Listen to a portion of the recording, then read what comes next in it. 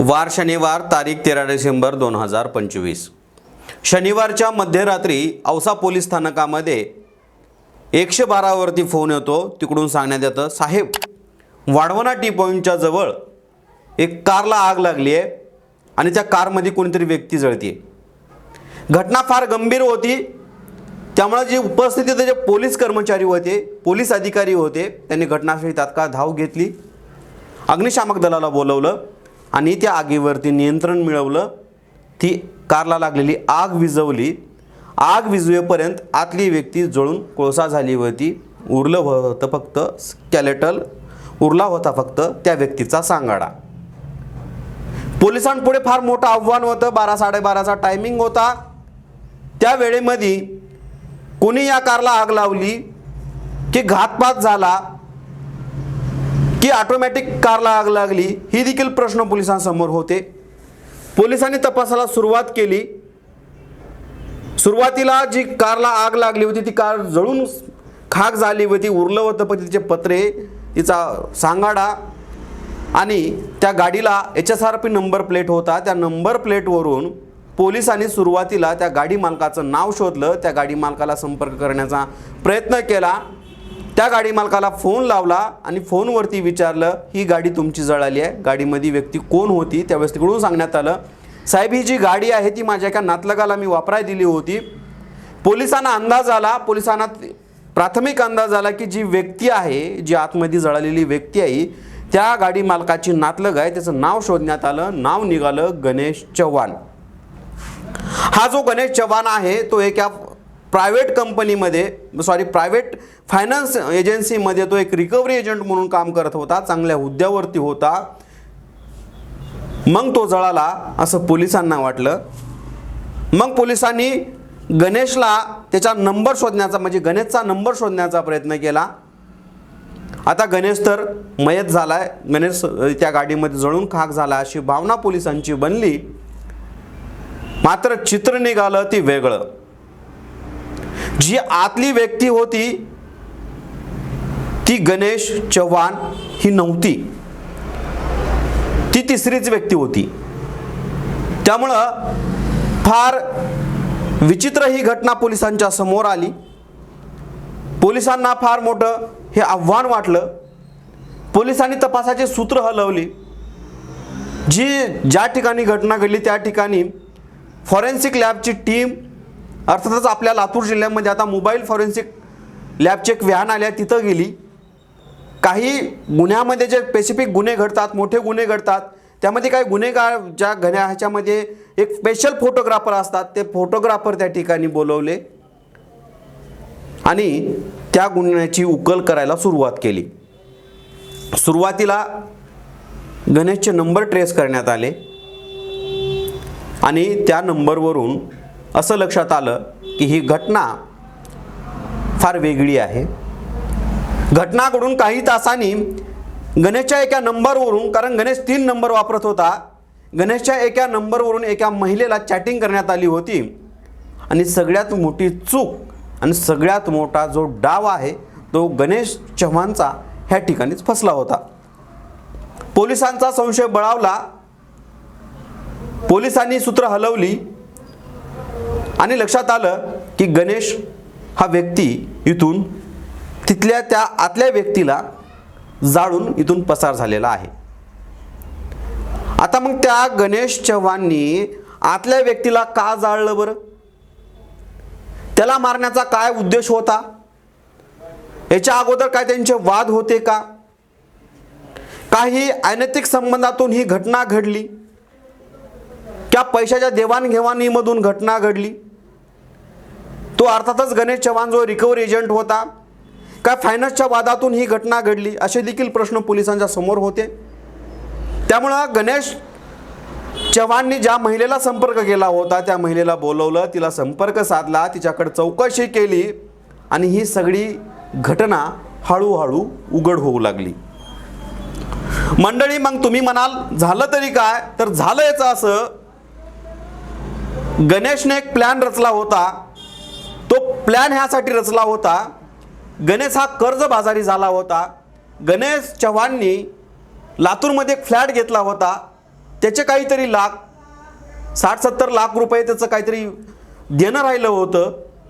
काही इतर कर्ज त्याच्यावरती होते आणि कर्ज फेडण्यासाठी त्याला ही युक्ती शोधावी लागली. एका व्यक्तीचा बळी घ्यावा लागला. पण तो कसा घेतला त्याची स्टोरी आता तुम्हाला इंटरेस्टिंग पुढं सांगतो. एखाद्या चित्रपटाला लाजवेल, एखाद्या लेखकाला, एखाद्या चित्रपटाच्या दिग्दर्शकाला देखील असली ही घटना लक्षात येणार नाही अशी घटना गणेशनं रंगवली होती, गणेशनं तयार केली होती, त्याचा रोड मॅप बनवला होता. तर घटना बघा कशी घडली. गणेश अनेक दिवसापासून ह्या घटनेमध्ये किंवा ही स्टोरी करण्यामध्ये आणि आपण मेलोय हे भासवण्यामध्ये व्यस्त होता. कारण त्याचं काय झालं होतं की गणेशनं स्वतःवरती एक टर्म इन्शुरन्स काढला होता. टर्म इन्शुरन्स तुम्हाला माहीत नसेल तर कमी पैसे लावायचे आणि त्या व्यक्तीचा अपघात झाला की त्यावरती लाखो कोटी रुपये उचलायचे असा एक टर्म इन्शुरन्स असतो. आणि तो टर्म इन्शुरन्स गणेशनं स्वतःवरती काढला आणि ते व्यक्ती जाळून असं पोलिसांना भासवणार होता, डिपार्टमेंटला असं भासवणार होता की जळालेली व्यक्ती ही गणेश चव्हाण होती आणि त्याचा टर्म इन्शुरन्स तो त्याची पॉलिसी उचलून किंवा ते टर्म इन्शुरन्सचे पैसे उचलून तो घराचे हप्ते म्हणा, घराचे पैसे म्हणा किंवा इतरांचे जे कर्ज आहे तो फेडणार होता अशी त्याची एक स्टोरी होती. आणि ती स्टोरी त्यांनी कशी केली बघा. सुरुवात केली त्यांनी तुळजापूरपासून. तुळजापूरपाशी एक टी पॉईंट आहे जे की लातूरवरून तुळजापूरकडे येताना डाव्या हाताला बरेच हॉटेल तुम्हाला दिसत असतील कधी तुळजापूरला गेला असाल तर. त्या टी पॉईंटच्या जवळ एक व्यक्ती त्याला लिफ्ट मागते. लिफ्ट मागितल्यानंतर गणेश त्याच्या 4 व्हीलरमध्ये त्याला लिफ्ट देतो. लिफ्ट दिल्यानंतर काही अंतरावरती ते दोघं जण बोलत येतात. बोलता बोलता गणेशला असं लक्षात येतं की ही व्यक्ती दारू पिलेली आहे आणि त्याची ती शैतानी बुद्धी, शैतानी दिमाग, राक्षसी प्रवृत्ती त्याच्या डोक्यात सुरू झाली आणि त्यांनी त्याचा प्लॅन ॲक्टिव्ह केला. बऱ्याच दिवसापासून या गोष्टीच्या तो शोधात होता. ती गोष्ट स्वतःहून लिफ्ट मागून आपल्या गाडीत बसली असं त्याला वाटलं.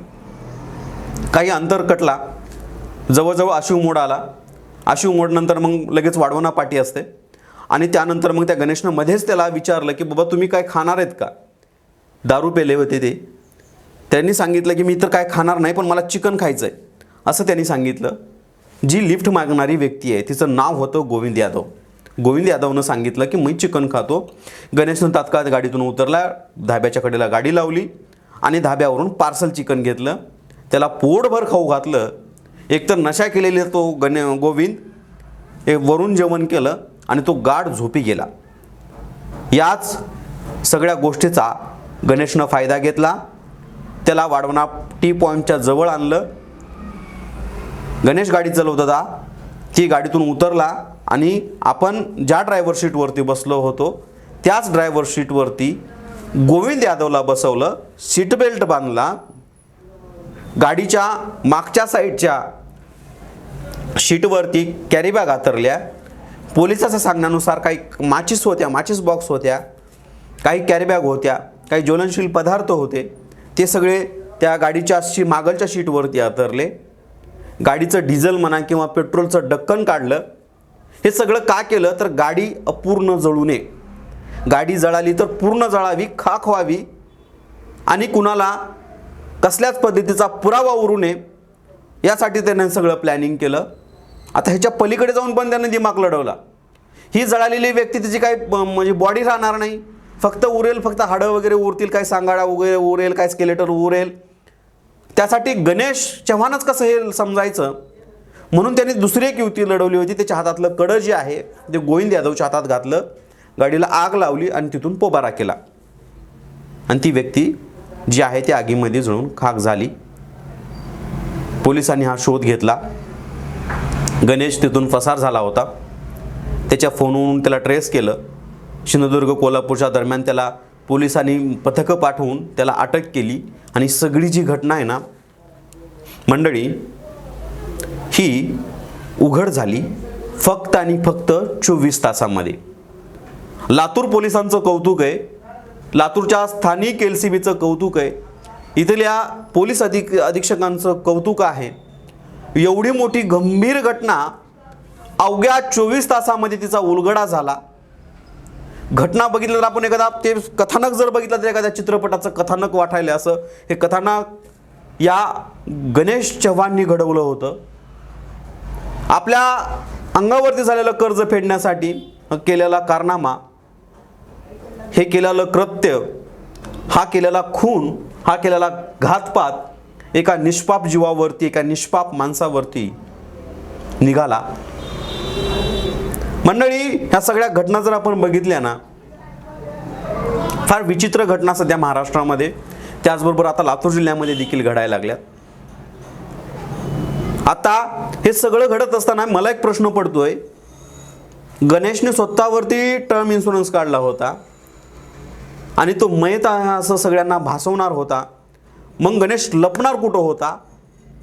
गणेशच्या अंगावर झालेलं कर्ज फेडणार कोण होतं? त्याचा टर्म इन्शुरन्स कोण उचलणार होतं? हे देखील प्रश्न अनुत्तरित आहेत आणि त्याची उकल आता पोलीस, ही एवढी मोठी घटना, एवढा मोठा हा त्याचा जो प्रोग्राम आहे, ही घटना आहे, पोलिसांनी 24 तास असं उघडलं आहे. त्याच्यामुळं अजून ह्या सगळ्या गोष्टीमध्ये अजून कोण कोण आहे हे देखील पोलीस लवकरच शोधतील. त्यामुळं मंडळी, तुम्हाला सांगतो, गुन्हा किती जरी मोठा असला, किती जरी छोटा असला, शेवटी गुन्हा गुन्हा आहे, आरोपी आरोपी आहे, तो पोलिसांच्या कचाट्यातून अजिबात सुटत नाही. त्यामुळं गुन्हेगारी क्षेत्राकडे वळताना 100 वेळा नाही तर 1000 वेळा विचार करायचा असतो.